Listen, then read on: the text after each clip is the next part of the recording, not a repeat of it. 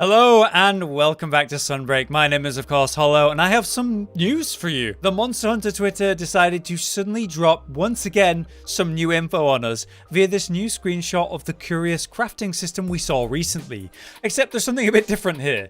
That isn't armor, it's a weapon system. The armor system that was teased, the potential of that was absolutely wild, and it looked to massively change how set building is even going to be done. Apparently, we're also getting a whole new weapon system on top of that. So clearly they're going really hard in update 1 on endgame potential and content, which has just skyrocketed. So what we have here is the Qurios crafting for weapons, a familiar looking system after we've seen the ramp up skills from original Rise, or of course the Safi'jiiva upgrades back in World. Our example here is the Malzeno Greatsword, sadly currently unloved a bit by the meta, which may now have potential in the update. Here we have various boosts and upgrades we can potentially apply to the weapon. We have in this case attack, affinity, and elemental, which are all natural and straightforward options, but then we have sharpness boost working like likely handicraft, and hey, the entirely new thing, rampage slot upgrade, which could be big. That appears to be an improvement of the power of your rampage decoration you currently have on, right?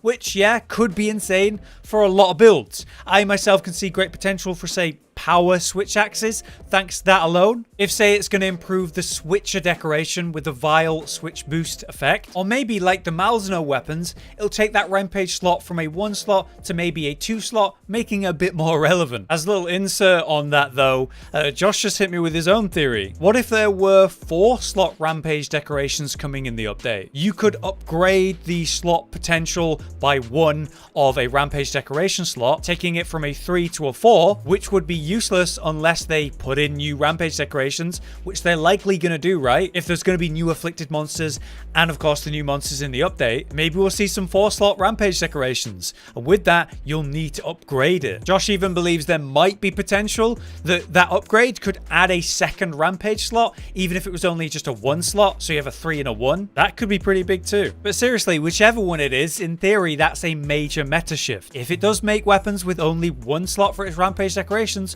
more relevant and viable, that alone would change the meta massively. So to recap, in our first update for Sunbreak, we're going to get 2 new major endgame systems to work on long term in the title or form of Qurios crafting. Using that, we can craft new armor and new weapon enhancements, which will radically improve their power and of course their potential. Now, naturally with both systems, we should expect some kind of a catch, right? This is surely not going to be as straightforward as just gathering the materials required and then instantly getting the best result possible. Why don't we look back at the armor system and see what we were shown from that? So looking at that, using Qurios crafting, it appears we can, augment our armor to enhance it in various ways. That could be new skills, new slots, new defense or resistances, all on top of what the piece originally had. Essentially, set building is going to be insane in update 1, making for a massive endgame right there with loads to work on, with tons of potential on every armor piece. Now in the original tweet for that armor Qurios crafting,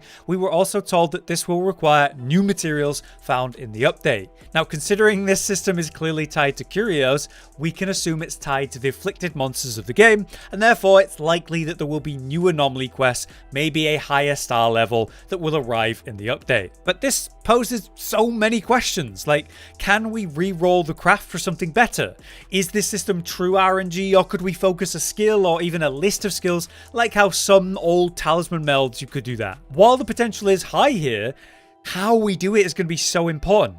What are the odds you're actually going to get what you want? How painful of a system is this going to be to engage with? Hopefully it's not overly harsh, and hopefully it's fun and rewarding. Then with the new weapon version newly teased, it's even more to consider on top of that. Now something I didn't mention in that first look was how there's actually slots for your crafted skills. So we have 3 available on Malzeno's Greatsword here, and 2 slots are actually blocked out. Now potentially each weapon will have different slot caps to maybe limit its potential and balancing, or maybe we'll unlock those slots to a maximum of 5, maybe even on all weapons, using that add anomaly slot at the top instead of picking a boost or an upgrade. What is likely though is that each boost or upgrade will have different values assigned based on its strength. So let's say attack boost would say take up 3 slots, affinity would take up 2, element just 1 as a logical example. The more effective and relevant a skill, surely it's more expensive on your slots. As I mentioned though, it looks very similar to the Safi'jiiva system,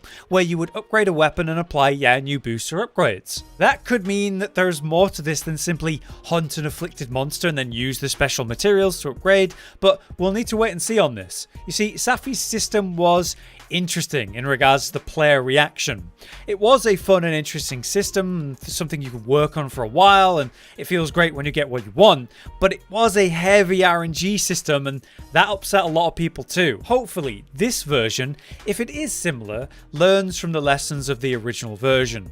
At face value, to me this seems simpler conceptually, with new features like the rampage slot upgrade, and if that's true, if it's just that, then I'm sure people will have an overall better reaction to Qurios crafting than the Safi system. But that's everything I have to talk about from this surprise reveal today.